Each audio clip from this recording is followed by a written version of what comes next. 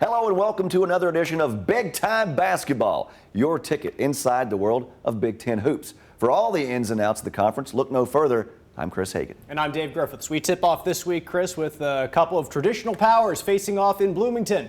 Indiana hosting 11th ranked Michigan State. Audrey Dahlgren of WLNS reports with the Spartans. It felt like Purdue all over again when it came to the first 15 minutes of the Indiana-Michigan State game. Not only did the 11th ranked Spartans get outworked on the glass, but the Hoosiers could not miss. Indiana was sizzling in the first half, knocking down 11 of its first 19 shots, and then there was MSU. The Spartans were 4 of 15 midway through the half until senior point guard Cassius Winston decided to wake up. This game came right down to the wire, and it's no surprise Winston had the ball in his hands for one final opportunity to win it, but Michigan State couldn't complete the comeback, and as a result, the Spartans picked up another Big Ten road loss. I tell my guys every day that Michigan State is a somebody and that people get up for you, and we made some critical turnovers, missed some layups, uncharacteristically missed some free throws. Cassius played better the second half. At the end, not great, but better. Feel bad for Xavier because that missed layup wasn't that one that bothered me, because that was at the buzzer. It was the two before that, and we just didn't play good enough to win on the road. With the loss, Michigan State drops to 6-2 in the conference, tied with Illinois. And now it's on to Minnesota for a date with the Gophers on Sunday. The Spartans are actually flying directly from Bloomington to Minneapolis, and they're going to have their hands full because the Gophers are coming off of an impressive road win over Ohio State. Covering Michigan State for Big Time Basketball, I'm Audrey Dahlgren. Thanks, Audrey. Make it a 3-game win streak for Indiana in their hoops rivalry against Michigan State, and a third top 25 win this season as well for the Hoosiers. WXIN's Wes Woodward recaps the action from the Cream and Crimson point of view. After finally figuring out a way to win on the road in the Big Ten at Nebraska this past weekend, Indiana finding itself back home again in Indiana against 11th ranked Michigan State on Thursday night. IU shooting out to a quick double-digit lead based mainly on the play of its front court. Butler transfer Joey Brunk and freshman Trace Jackson Davis. The Hoosiers would surrender that lead in the second half based on some hot shooting from beyond the arc from Sparty. Indiana also missing a number of free throws on the night, but down the stretch, the Hoosiers making enough clutch plays to eke out a 67-63 victory. In this league, it just seems like every single night, man, it's almost impossible to find a way to pull through. But when you're at home, it's very important. And that was a big step for us tonight, being able to pull this one out. I give Michigan State a lot of credit. They took a big punch early. I give our guys credit, though. We found a way to kind of gut it out. Struggled from the foul line again, which is disappointing, but we were able to make enough plays. We have a lot of belief in each other, and belief in what we've been doing since we've been here this summer. And we weren't gonna quit fighting. No time for IU to really celebrate this victory. The Hoosiers back at work Sunday right here at Assembly Hall when they host 17th ranked Maryland. In Bloomington with the Hoosiers, Wes Woodward, Big Time Basketball. Another big game Thursday night in the Big Ten with Minnesota paying a visit to Columbus, Ohio. Yeah, Dave, the Golden Gophers and Buckeyes both trying to claw their way back to the top half of the conference. For that story, here's WCMH's Justin Holbrook. Another game, another frustrating loss for the Buckeyes. Ohio State entered tonight's game against Minnesota having lost 4 of their last 5, putting them toward the bottom of the Big Ten. Things not going well for Chris Holtman's squad, but at least his kick game is on point. Luther Muhammad in the second half gets the steal, up ahead to C.J. Walker for the layup, and Ohio State has a 53-51 lead with 6 minutes left. But the Gophers answer. Gabe Collisher knocks down the wide-open 3, and Minnesota is back up by 1. Caleb Wesson found Kyle Young late for a dunk, and then Wesson again to Young, and the Buckeyes take a 2-point lead with 1:11 left. Minnesota ties it up at 59, and Marcus Carr, a great game. Little hezzy hay, hand in his face, but ice in his veins. Game-winning 3 with 3 seconds left, and Minnesota wins 62-59. We just got to figure it out. That's the only thing that I can pretty much say. We did have a roll in those first 10, 11 games. And we just somewhat hit a slump, so we just got to get out of it. Right now, we're just not good enough in enough areas to win in this league. We got to find a way as coaches to figure out a way to put them in better positions and stay together as a group and figure out how to be better. We felt like we were competing. We were playing hard. Our energy was good. Our energy was better than it's been. You know, that's why it's disappointing. It's a tough loss because, you know, we felt like we were in it. You know, we felt like we were going to win that game. So. You saw the bottom line. Ohio State has lost 5 of their last 6. Last January, they lost 6 of 7 games. Up next for the Buckeyes, they are at Northwestern on Sunday at 6:30. Thanks, Justin. As the Buckeyes fail to protect home court, the Golden Gophers get it done on the road. You can bet Ohio State's seen enough of Minnesota's Marcus Carr this year. 35 points in their first win back in December, 21 more Thursday night. Richard Pitino's squad has now won 3 of their last 4. I think it feels awesome. It doesn't matter where you play in this league. When you get a win, you know, it's a cause for celebration, and it's a cause for feeling good, you know. So we'll feel good tonight, and then we'll get over it, you know. But very, very hard to win in this league. And, you know, we're getting some quality wins, and we got great opportunities coming up. Perhaps the biggest surprise in the Big Ten this year, Chris, is Rutgers this week breaking into the AP Top 25 for the first time since 1979. Yeah, the Scarlet Knights dominant at home this season. They're unbeaten there, but the road, a much different story. A Wednesday night loss at Iowa, where our Adam Rosso has reaction from the Hawkeyes. Wins over Michigan and Rutgers have vaulted the Hawkeyes into the top half of the Big Ten. Both games were absolute barn burners here at Carver Hawkeye Arena. Iowa putting up 90 on the Wolverines last Friday in the victory, and then they put up 85 against Rutgers here on Wednesday. That's the most points allowed by the Scarlet Knights this season. The Hawks' offense is hitting on all cylinders. It's understanding that you have to be able to play through that physicality without losing your composure. And I thought that's what we did in order to get 85 points against this team. Very good defensive team. As impressive a team defensively as I've seen on film. When you want to play in the Big Ten, these are the type of battles you look forward to. These are the type of games you want to play. You know, we're not in like a soft league where there's off nights. You know, we go against the best in the country, and that's what's going to prepare us for March. The Hawkeyes are playing their best basketball of the season, winning 8 of their past 10 games, including 4 straight.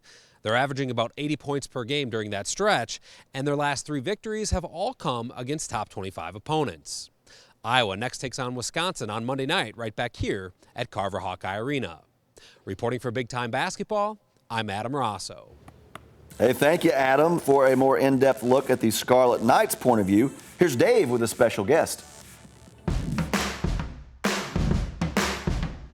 And to talk some Scarlet Knights, Bobby Darin of Scarlet Nation, part of the 24/7 Sports Network, joins the program now. And Bobby, no one saw Rutgers coming this year, at least no one outside of Piscataway for sure. Did you see anything of this coming?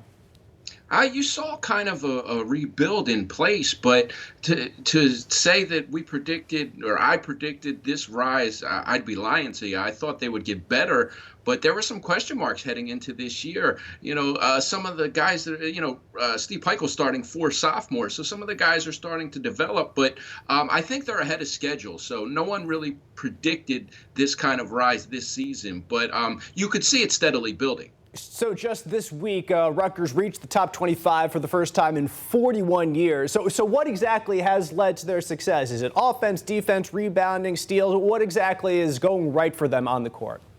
It's defense, pretty much. They're letting up the fewest points in the Big Ten. It's really just a combined effort. You see different guys leading the team in scoring every night. Steve Peichel has really instilled a tough, gritty defensive mindset on this team, and every night it's a different guy really contributing offensively, but the mainstay has been defense. Now, they showed that they can score last night, just falling short to Iowa 85-80. That was it was a bit of a shocker because this is not a high-powered offense, yet they still stayed with them right to the very end. But it's basically a defensive-minded team, and everybody has really bought in, and these players have really developed. And Steve Peichel gets more out of the players. If their level of talent is here, he's putting them up here. He really knows how to get the most out of his guys. The Scarlet Knights' leading scorer in Big Ten games is Ron Harper, averaging just 12.9 points. That's all the way down to 21st in the league. So you mentioned that it's a collaborative effort. It certainly is not just one flashy guy standing out. This is a team effort that's led the Scarlet Knights to be where they are this year, yeah? Right, and Ron Harper is a perfect example. Had 29 points against Iowa last night, but in the 3 preceding games, he had 11, 9, and 6. So it's really kind of a passing the torch, who's hot, who's not on certain nights. And, the fact that they're able to keep opponents scoring so low, it doesn't really, need them to have somebody who's going to come out and drop 25 every night. It's kind of a balanced scoring effort. After every game, I try and give out, a game ball, a team MVP when I'm writing about it. And sometimes it's tough because it's such a balanced effort. They say defense travels, so do you think that this can be sustainable throughout the rest of the Big Ten schedule, that Rutgers could be in the running when all is said and done come March? Definitely, because defense, like you said, it keeps them in the game. They have a pretty tough stretch through the rest of the season, but they're 13-0 at home, and they just announced 2 more sellouts for February. So it's really, the racket in Piscataway has really become a tough place to play. The way it's shaped, it's very loud in there. Selling out, it really gives them a home field advantage, or a home court advantage. I'm sorry, and it's going to be a question of can they win on the road, and I think that is going to be the determining factor in whether or not they make the tournament. As of last night, the teams were 10-44 on the road in the Big Ten collectively. So it's really going to be a tough task winning those road games. And if they can steal a couple, I think this is a team that they're going to be considered for the NCAA tournament. That's Bobby Darin, part of Scarlet Nation with the 24/7 Sports Network. Bobby, thanks for the time. Thanks for having me. All right, guys, home teams did dominate early on in the conference schedule, but that changed this week. Penn State, one of those road warriors with a win at Michigan. WTAJ's Peter Terpstra has the latest on the Nittany Lions. Here's your weekly reminder. Penn State is good at basketball. It sounds silly, but the people here in Happy Valley are really excited about what this team is doing. Add 2 more NCAA tournament check marks to the resume from this past week. Then top 25 Ohio State came into Happy Valley. They had to raise the curtain that covers the upper seating at the Bryce Jordan Center because you had nearly 15,000 people in the announced attendance. And Penn State flipped the script. They took down an Ohio State team that beat them by 32 points early in December. Nothing changes for me. I know that sounds crazy. Be honest. I'm telling you, you want to know what I do on Sundays? I got a 7:30 Mass. That's what I do. If I'm in town, I'm going to 7:30 Mass. And I usually bring my children, and that's what I do. And then I go to the Naked Egg. So if you're looking for me at 8:45, I'll be at the Naked Egg. So then Penn State went on the road to Michigan on a Wednesday night. Any win on the road in the Big Ten is like stealing, as you guys know. Now, the Nittany Lions won by 9. Curtis Jones had 18 points off the bench, all of those in the second half. Penn State is now 4-4 in Big Ten play, 14-5 overall. So Penn State gets a much-needed break. The team's not going to play this Saturday, and next they're going to host Indiana next Wednesday. Covering Penn State, I'm Peter Terpstra. All right, thanks, Peter. We'll see you next week. As for those Wolverines, now just 2-5 in Big Ten play. For the Big Blue side of things, here's Wood TV's Jack Doles. There's plenty of basketball left, but Michigan's current 3-game losing streak is raising some serious questions about how the rest of the season will go. Oh, man, I got that under control. You can trust me on that one. There's not going to be any doubt in that locker room. We will not lose trust in one another. The latest setback, a 72-63 loss to Penn State on Wednesday, saw the Wolverines shoot just 35% from the floor, which included a 5-for-28 performance from beyond the arc. But after the game, that was the least of Juwan Howard's concerns. It's too late in the season for, I have to beg our guys to communicate on defense. And then not just on the defensive end, on the offensive end too. It just so happened that it's a lost art in the game, and we have to bring it back. Michigan hosts Illinois tomorrow before traveling to Nebraska for a Tuesday night game with the Cornhuskers. The Wolverines are still looking for their first true road win. Covering the Wolverines for Big Time Basketball, I'm Jack Doles. All right, thanks a lot, Jack. Hard times in Ann Arbor, 3 straight losses. 4 of the last 5. Continuing through the league, Northwestern hosted 17th ranked Maryland Tuesday night. WDVM's Alif Kareem recaps the Terrapins' week. In their last outing, the Maryland Terrapins picked up their first true road win of the season over Northwestern. In the game, the Terps found themselves 38 to 26 down at halftime, but exploded for a 51-point performance in the second half to win the game 77-66. Jalen Smith ended the night with a team high of 25 points and grabbed 11 boards along the way. And Wiggins had himself a career night, finishing with 17 points in the game, and probably the most impressive stat, the Terps only committed 1 turnover in the entire second half. But now the Terps have to find a way to sustain that success on the road again when they travel to Indiana this Sunday. The Hoosiers have to get through number 11th ranked Michigan State first, but really anything can happen in the Big Ten Conference. The last time Maryland played Indiana on the road was back in January of 2018 when they lost 71-68. Covering Maryland, I'm Alif Kareem. Thanks, Alif. That final score again, 77-66. The Terps turned a 14-point halftime deficit into a road conference win. Quite the turnaround for Maryland, while Northwestern's upset hopes faded away. Covering the Wildcats, here's WGN's Lauren Majera.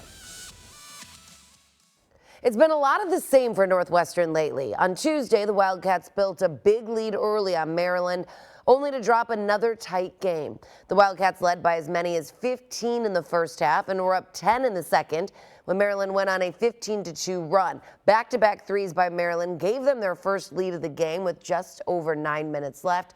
Maryland went on to outscore Northwestern 51-26 in the second half, rallying to beat Northwestern 77-66. Pat Spencer led the Wildcats with 17 points. Miller Kopp scored 16. The Cats lost for the 8th time in 9 games and are in last place in the Big Ten with just 1 conference win. Head coach Chris Collins said, "We're just going to keep at it. We're just going to keep developing, keep teaching, and keep preparing." One positive note for NU freshman Boo Buie played in his first game over 3 weeks as he had 3 points and 2 rebounds in 16 minutes of play. Their next shot is against Ohio State on Sunday. The Buckeyes are also struggling. After starting out their season 9-0, they're now 12-6 and sitting at 11th in the Big Ten with only 2 conference wins. So it's a good chance for Northwestern to notch a Big Ten win. Covering the Wildcats, I'm Lauren Majera. Thank you, Lauren. Northwestern women's hoops commit Jasmine McWilliams received her first Division I offer, Chris, before she even got to high school. Now she's all set to join the Wildcats this fall. WTTV's JoJo Gentry shares her story from Indianapolis. North Central High School is known for nesting basketball talent, housing 3 Mr. Indiana basketballs and a 2-time WNBA champion. Jasmine McWilliams is on track to join that elite list of athletes, averaging 14 points and 7 rebounds a game as a senior. I'm really excited about our team. We've gotten really close, especially since the time I've been here, and I just think it's going to be a really special year for us. Jasmine was offered by 25 schools. Her first came in the 8th grade from the University of Kentucky. Honestly, in 8th grade, I was still working. I was a post, so I was working on my game, just developing, and obviously I'm now a guard. So it was really just more focused on developing my game rather than oh, I want to play in college. That didn't really happen until I got into high school. It was really exciting that someone had seen that potential in me and believed in me that early, and it was just really motivating. Jasmine wasn't born with a ball in her hand. She started playing basketball in 3rd grade. I actually used to be really into ice skating, and then my dad was like, "You're kind of tall," because I was a taller kid. He was like, "No, you're going to play basketball." And she jumped right in to playing with the boys. It was really awkward. They didn't talk to me, and I was like, "I'm your teammate, guys." Then at first, I guess you have to earn boys' respect. Especially when you're little, you have to go out and get a steal, score some points, then they talk to you. So after that, it became much more fun. We all were friends. Yeah. How did you guys become cool? Was there a moment? I want to say it was the last game of the season. And we were down by, I think, 1. And I hit a half-court shot, just chucked it up there. And it went in. And from then on, we were all besties. It was great. Another guy who sparked Jasmine's competitive edge was her dad, who played football at the University of Louisville. He told me to never doubt my abilities. So there was a point where when I was transitioning from a post to a guard that I just really doubted myself and can I even do this? Do I even want to do this? And he was like believe in yourself. You have the skills. You're going to be a great player. And just help me do it. Jasmine is making history as one of the best girls basketball players to ever come out of North Central High School. She's nearing 1,000 career points. She also tells us she's a student of history off the floor. I just love learning about the past and how we can learn from it as a society, because I feel like that's something we really ignore. We messed up in the past, but we don't learn from that.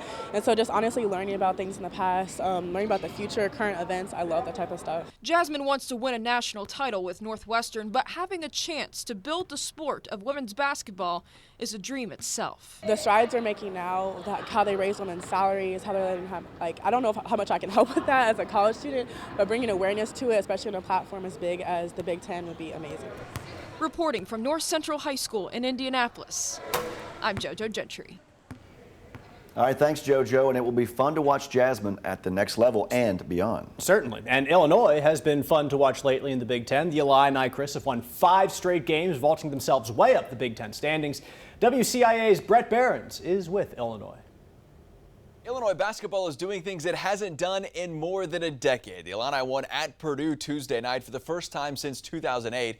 It follows a win at Wisconsin 2 weeks ago. They hadn't won at the Kohl Center since 2010, but it wasn't just that Illinois won at Mackey, it was how. That was most impressive. The Boilermakers led by 1 at half, but the Illini turned on the gas in the final 20 minutes, shooting 75% from the field and outscoring Purdue by 18.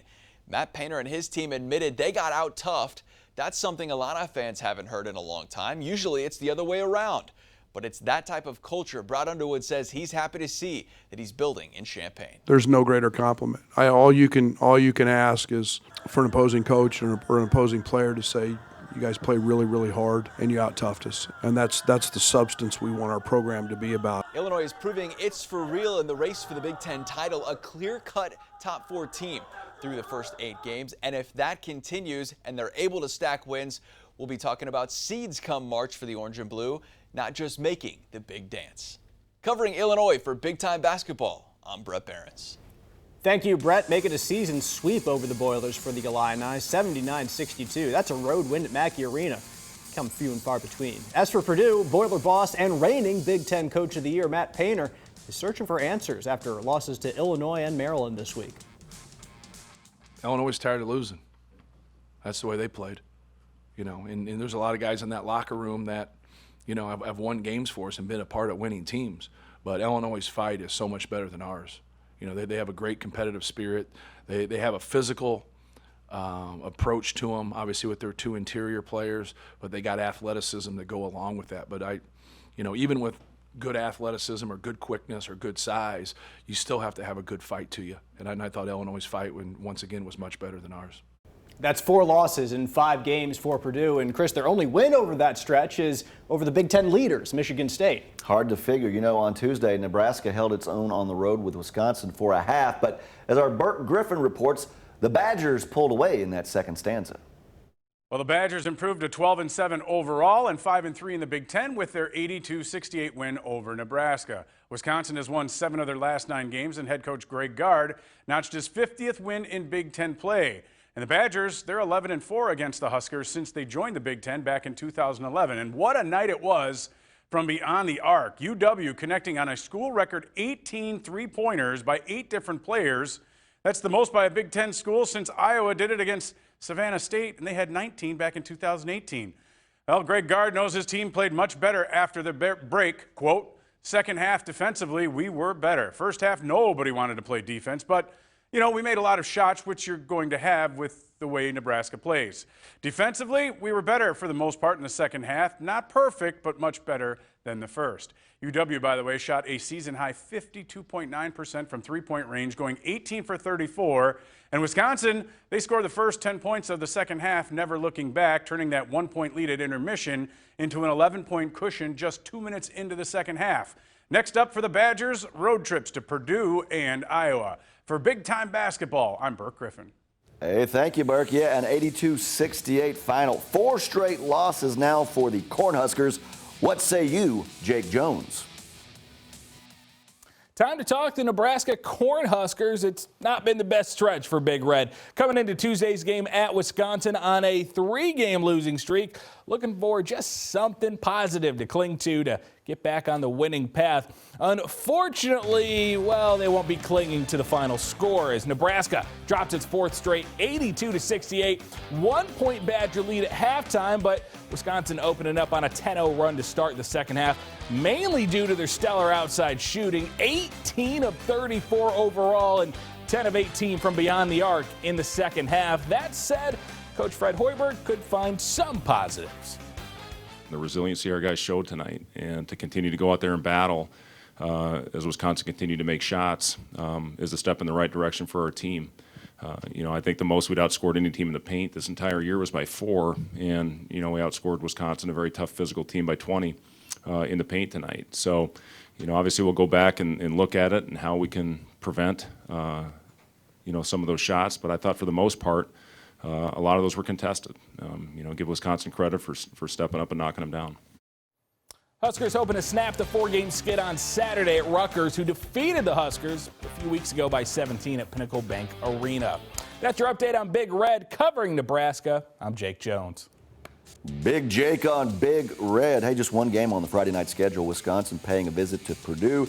The Boilers trying to start a new home winning streak at Mackey Arena. On Saturday in the Big Ten, Michigan will host Illinois as the Illini seek their 6th win in a row. And Nebraska takes on Rutgers at the Rack, where the Scarlet Knights are a perfect 13-0 this season. Sunday, a trio of games on tap. Maryland visits Indiana, Michigan State at Minnesota, and Ohio State travels to Evanston to take on Northwestern. And as we hit that weekend slate, it's Michigan State and Illinois, the teams to beat right now. A bevy of contenders jockeying for position to behind, and yes, a lot of ball yet to be played. Hey, that's going to do it for this edition of Big Time Basketball. Thank you for logging on. For Chris Hagan and all of Next Star Nation for that matter, I'm Dave Griffiths. Enjoy the weekend of Big Ten basketball, and we will see you back here next week.